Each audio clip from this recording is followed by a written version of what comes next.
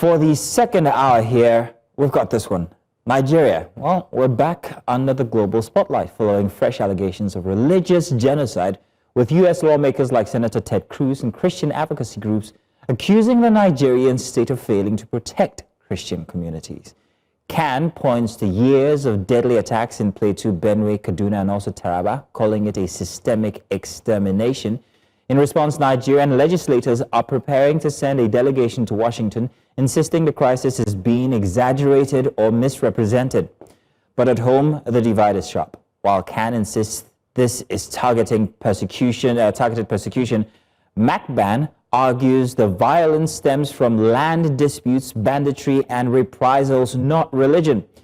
So with thousands dead and no clear accountability, the danger now is not just violence itself, but competing narratives that could deepen mistrust across faith lines. Complicating matters further, our conflicting report from international groups like Amnesty International and Open Doors. Data is disputed. Justice is rare, and now Nigeria risks being relisted as a country of particular concern on religious freedom. So the question is this genocide or a broader security collapse being framed through religion? Now joining us will be our guest, starting with Tonye Jaja. Dr. Tonye Jaja is a legal practitioner. He joins us live here on the program. Mazino. Also, we have Reverend Joseph Hayab, Chairman CAN Northern States, who's also joining us on this conversation. Gentlemen, you are welcome. Thank you very much for joining us this morning. Let's start with Reverend Hayab. Reverend Hayab. Thank you. Reverend Hayab, so CAN has used the word genocide. What specific patterns or evidence, let's say evidence, has led to that classification? First, we have to consider what is the definition of genocide. Genocide is a deliberate and systematic destruction or persecution of a particular group of people. Can Nigerians with all honesty say that the killings in Kaduna, the killings in Jos, the killings in Benue is not deliberate? It is not targeted at a particular community. The reality is that there are crimes going on in Nigeria and no one is contesting that. Criminals are killing everybody in Nigeria and no one is contesting that. But there is also an attack on the Christian in Nigeria, and if we are not honest to ourselves, we won't find solution to this matter. I have been in the forefront of those who cry out about this killing. I remember very well that some years back, especially 6 years ago, when people like Rufai were governor in Kaduna State, we were actually burying 20, 30, 40, 50 in one day or every week. What do you call that? And that's why in the report, you did say that a group claimed that it is a land matter. No. How can innocent women be sleeping in their homes with their children at night, probably at 1 a.m.? Gunmen will come chanting a particular religious slogan. They will burn all their houses, cut off their neck, slaughter those they will slaughter, shoot those they will shoot, destroy everything, and still even go to the little religious hut they have and set it ablaze. And you want to tell these people, these victims, that no, it's a farmer's herders clashes. It is, where is the farm in this context? What has that place of religion got to do with farm? Where is the farm in this context? What has those women and little children being killed got to do with the farm or the herders? So you see, I think I have said this and I've said it in many fora. One of the problems is that we are giving a serious matter a name that is making it difficult for us to heal or to find solution. No wonder so much money is being sunk into peace building. NGOs like ours, we go and preach that people should live in peace. But because the matter is not between those neighbors, the matter is far, far, far above the issues that exist between the neighbors. And that's why you can spend money for 30 years or 20 years, and there's nothing you have to show that have reached or bring about reconciliation, because the crimes will still be committed. Those who are committing that crime have never been called to justice. They don't even come to the dialogue table. Only victims are discussing among themselves. Okay, let me quickly bring in Dr. Jaja into this, because I want us to put a bit of perspective on this from an international law standpoint. Now, Washington, D.C. have said that this genocide has for years been happening and is sort of like overlooked by the Nigerian government. It's happening in states like Plateau, mostly in the Middle Belt. And so I have to ask you, from an international law perspective, what separates genocide from communal violence and terrorism? Or terrorism? Okay, so the U.S. Congress passed a law. We went on a study visit to the U.S. Congress in 2016.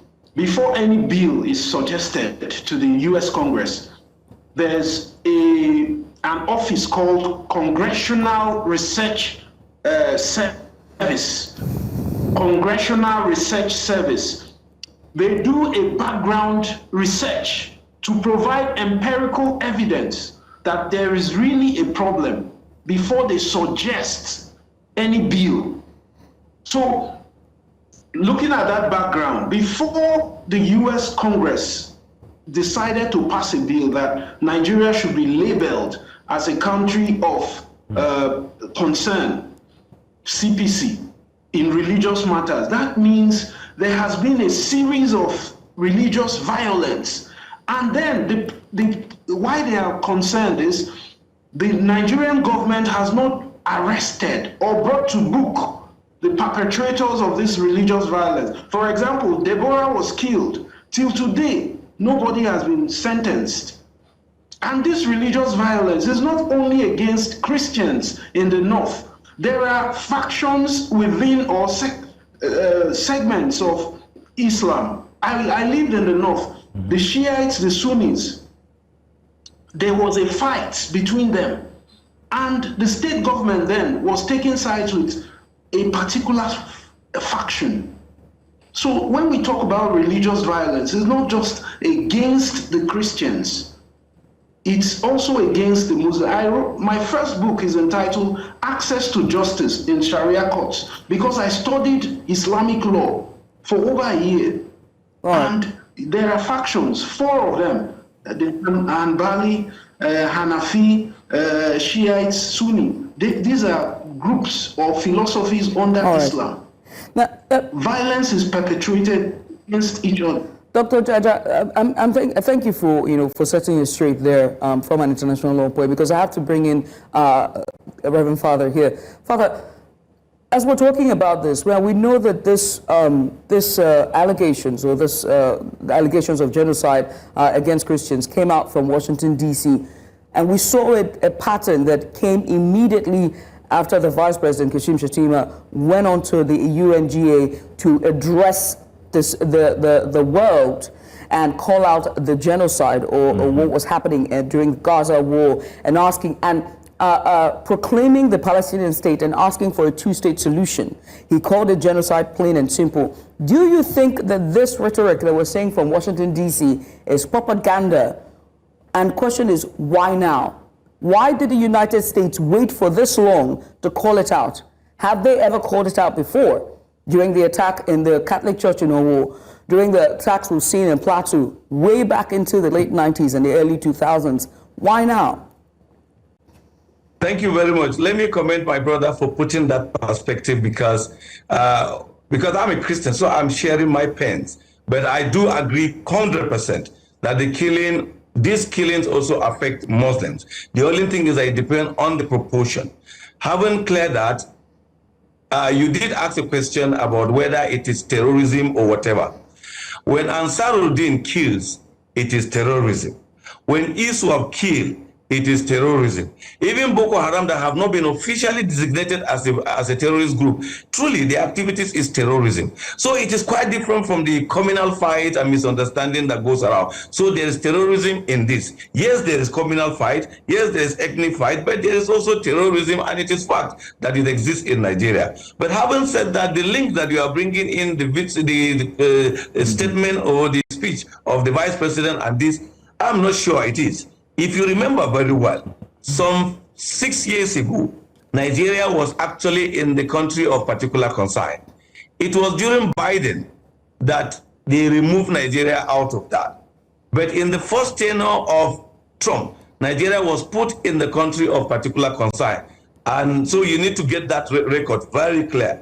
But during Biden felt likely there are improvements based on what the fact that the removal of Nigeria in the country of particular concern happened 2 days to the arrival of Blinken in Nigeria. I can tell you with dates and facts. So been there before. But the record do not show much improvement in the last 6 years. In the last 1.5 years or 2, but what happened in those years? What have we really done to show commitment in addressing that and putting people to justice? And I think this is what led to this. And as a pastor, I'm not saying this to support what the American government is thinking, but I wanted us to put the perspective first that yes, there is killing. Killings have been going on, and probably this leads to that. But is there a shift? We'll talk about that probably if you ask that question. But for now, let's admit that there has been killings of innocent people under their identity. And the most identity being used in northern Nigeria is religious identity. But apart from killing, there are other forms of persecution that Christians suffered in northern Nigeria. So for one to think that it does not exist, it exists. Until you feel the Iwo case wasn't as bad as even the Elwata case. The Iwo case wasn't as bad as what happened in southern Kaduna. The Iwo case wasn't as bad as what happened in Miango and the Christmas Eve killing. So, but you see, all this put together shows that something has been going on wrong. What is our government doing, or what has our government done to see that the perpetrators of this evil are arrested, brought to justice, so that victims will feel some sign of relief? But nothing serious has been done. That efforts have started. You see, the records are there until evidence are provided otherwise. I must very quickly just say that there are the accused criminals of those who attacked the Owo Church have been, they are in custody. Their case has started. They were denied bail and denied to be released to the public until the completion of their case in court. I just wanted to put that there. Mazino. Yeah, thank you very much, Judith. I think we know that very well, but you see, when it has to do with destruction of lives and properties, we must not allow a system to delay it and cause evil people to go scot-free. It further increased the pains of the victim. I think that is where some of us are appealing to the Nigerian government. That look, we appreciate the effort that is being made, because even in this government, we remember about a month or two ago, the National Security Advisor came out publicly to tell us that they have finally arrested the head of the Ansar group, and they are arresting more. And we hope that more and more and more arrests will happen, but we want to see justice done. You know, to arrest is a different thing, and to bring up justice for victims to feel those who cause us pains, we are no more, we are fatherless, or those who kill our loved ones are being persecuted, is also something. I discussed on this, your platform, one day when they went to court, the Ewu people, and the manner the court just delayed it, just shows that on seriousness. And that's why people feel human life doesn't matter sometimes in this country. Reverend Hayab, speaking about perspective and balance, we were expecting Imam Muhammad Isa, Islamic leader and also avid development worker. He specializes in Ulumul Hadith, the science of the prophetic traditions and sayings. But unfortunately, we are unable to connect with him due to, well, connection problems that we're having. However, let's talk to Jaja. Jaja, we've seen this before when it comes to the rhetorics from the U.S. state. We saw this in South Africa, where there was claim of white farmer genocide. We also see the body language of the South African government change eventually. And I'm wondering whether, by any chance, if the Nigerian defiance, there have been a couple of issues that we have been defiant about when it comes to suggestions made by the U.S., whether this plays in anyhow into what we're experiencing now, the allegations that are being made and the words that are being used, especially genocide. Does this in any way play in politically to what we have seen from South Africa as a sample and our attitude to suggestions from the American government? Okay, so the US, you must know, they deal on evidence-based allegations. They do not just wake up and say, if you listen to the news recently, the US, they have criteria they use to define terrorism, genocide, or anything. There's a certain number of killings that would happen and you classify it as genocide. I had the opportunity to visit Rwanda 2 years ago. The genocide in Rwanda started like this.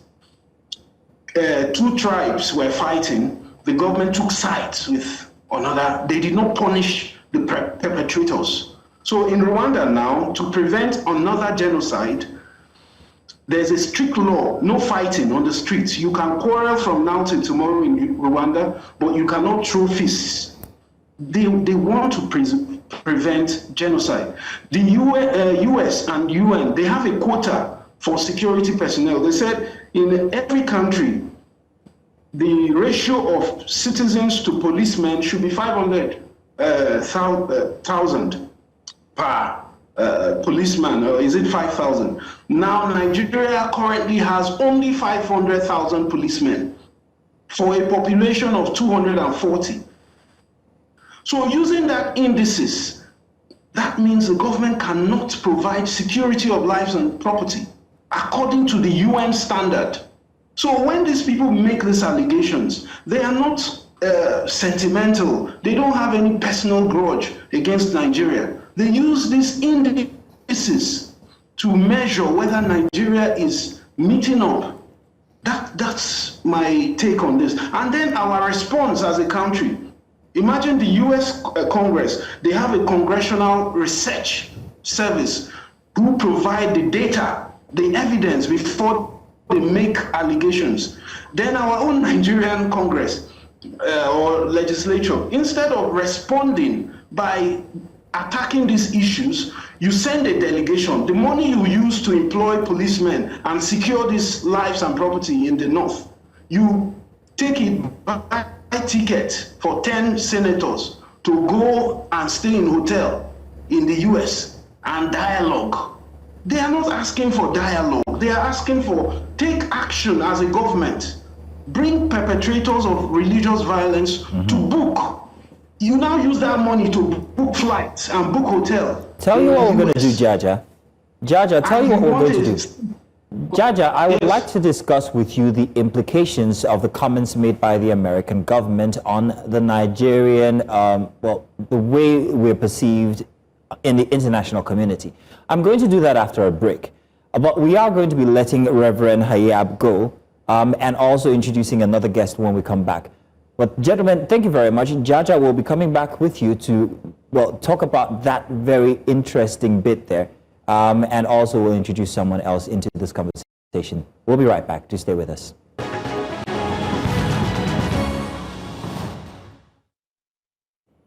Welcome back to the Breakfast Extra here, and still having conversation with our guests on very interesting, allegations made by the United States government over allegations of genocide in Nigeria against Christians. Now, joining us earlier, we did have Tonye Jaja. He's a legal practitioner and also consultant with Lesotho Law Reform Commission.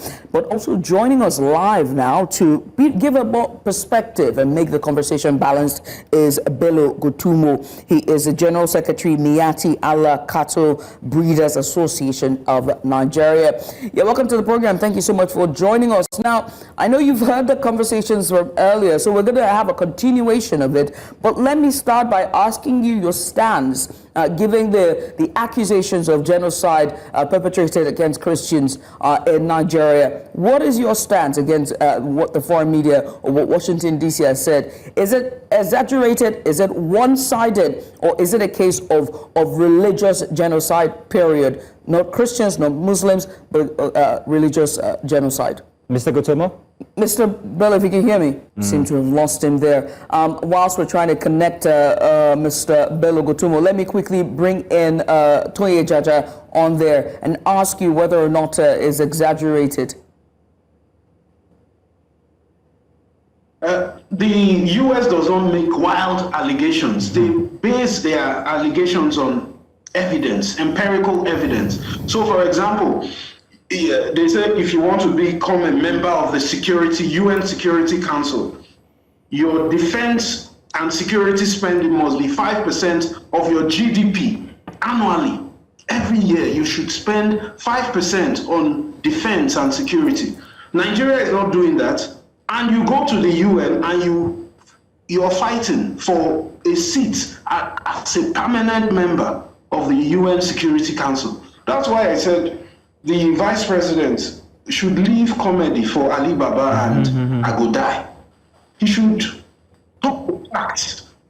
But Jaja, I hope you're still with us. Jaja, I want to bring to your attention the fact that we've seen this before in South Africa where claims were made of white genocide. In fact, pictures were presented to the South African president by Donald Trump himself that eventually were noted to be from a totally different location and had nothing to do with a burial of white farmers.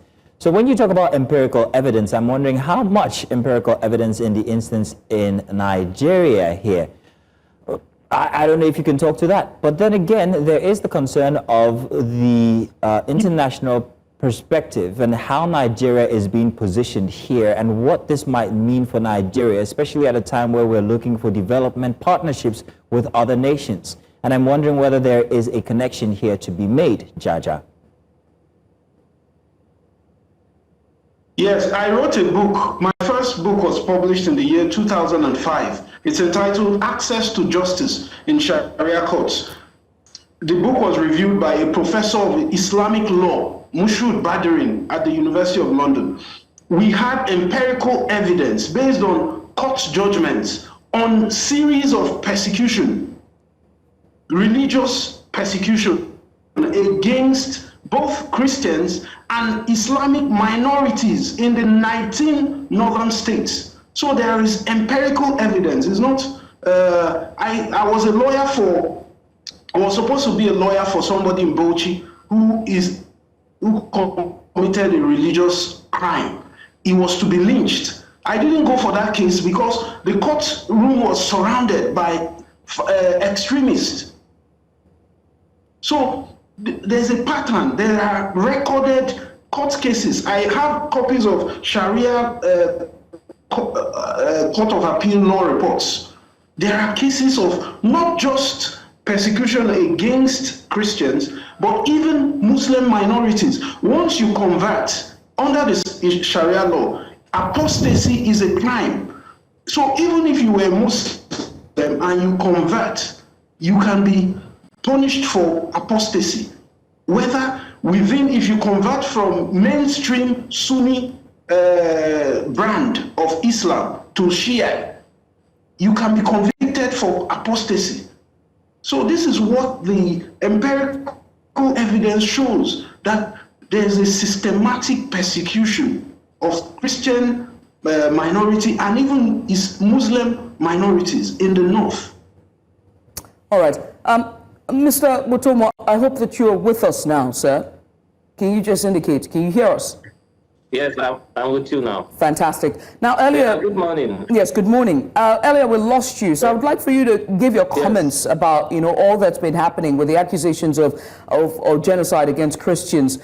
What do you make of this allegations or these accusations by Washington, D.C.? Do you believe that they are true, or is this skewed? No. The accusation against Christian genocide in Nigeria is not right. It's not a right assertion. Not only Christians, all people are being killed in Nigeria because of the criminality and the insecurity going on. It's not only Christians. Mosques has been attacked. Churches has been attacked. Pastoralist settlements have been attacked. Wayfarers, transport who are on duty have been attacked. And it affects all people, not only the Christians, not only the Muslims, even the non-Muslims, of all sects, all businesses. So it is not true that genocide is going on in Nigeria that affects only Christians. Right. It is never so. It does not happen. If you check in around 2017, the Mambila killings, over 700 people were killed. They are all Muslims. Several other attacks have been made by the criminals, and it affects all. In majority, it is Muslims. Majority of them are Fulanis that are affected. We are most affected because you see the issue of kidnappings, cattle wrestling, paying of ransom. They all affect our people. So it is not only the Christians that are affected. It is the entire Nigerians that are affected. But critics will argue. I don't agree with that. the issue of Washington, D.C. saying that Christians are being killed, it is a genocide against only Christians. No, it's not. It is about criminality.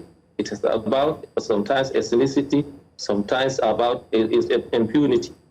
It's just a competition over the economic space and sometimes a competition over survival of resources.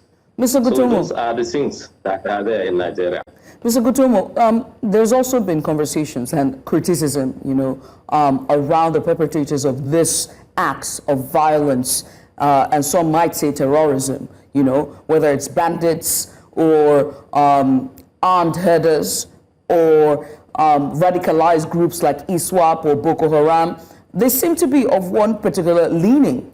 And they argue that those crimes are perpetrated, from one leaning. What would you say to those arguments? And why has authority figures or even the right elder statesmen or even state government or right parastatals not been able to curb radicalization of the North that we've seen that has grown exponentially in the last years? Yes, really. The level of criminality has grown radically in the North, but you cannot alienate it. You cannot say it is one group. Criminal is a criminal. He has no religion, he has no tribe. So among the criminals, you find all tribes in Nigeria. Recently, on the 1st of that last month, 10 pastoralists were killed in Shagari local government when they were passing with their animals, just by ordinary villagers that just feel that they were offended, they were affected by bandits, they feel to revenge on innocent Fulani people that are rearing their animals. They killed 10 of them, all of them young boys under 20. Only one person is not even a Fulani man, he's a Torek. He was killed among them, is an elderly person, just because he has animals. So you see, this criminality has a lot of, there's a lot of issues in it, impunity, and maybe some weaknesses from the security, because so many groups of people are taking laws into their hands. Why should they take laws into their hands? A lot of arms and ammunition have circulated with these bandits, and you don't know how they get them, because I know in our villages in Nigeria, or in pastoralist settlement, nowhere you manufacture AK-47. Where do they get them? Where do they get the motorcycles they run on? How do they operate their phone calls? How do they get all those logistics? So it is a big thing there that we have to stop making allegations against each other. We have to unite. Security is a general thing, and we have to cooperate and fight against it. Mr. Bello Gotomo, thank you very much for that submission there. It is true. Perhaps maybe we need to stop, look, listen, and identify exactly what is happening with the different dynamics that are playing into what we see in Nigeria here. Maybe genocide might be too broad a term to use, but then we do have our homework to do when it comes to the Nigerian government, identifying the very peculiar problems and nuances to these problems that we see. Dr. Tonye Jaja, thank you very much as well. And, well, we hope that we get to the bottom of this and paint our own picture instead of let the rest of the world tell our own stories. Thank you very much, gentlemen. Thank you, gentlemen.